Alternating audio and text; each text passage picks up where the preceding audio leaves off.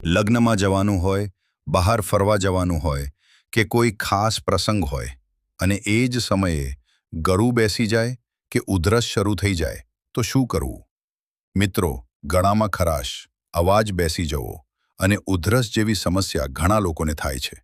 આવા સમયે કેટલાક સરળ ઘરેલું ઉપાયો રાહત આપવામાં મદદરૂપ બની શકે છે. પ્રોગ્નોસિસ ગરમ પાણીની નાની નાની ચૂસ્કીઓ લો. 1 ચમચી મધ કેટલાક લોકોને ગળાની અસ્વસ્થતા ઘટાડવામાં મદદરૂપ લાગે છે.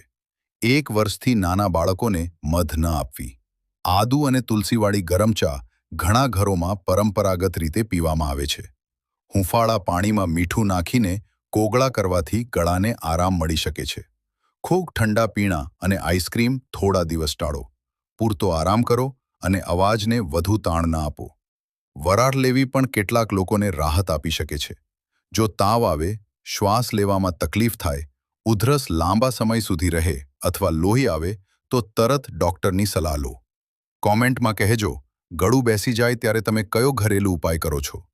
આવી જ ઉપયોગી માહિતી માટે ફોલો કરો સરળ આયુર્વેદને.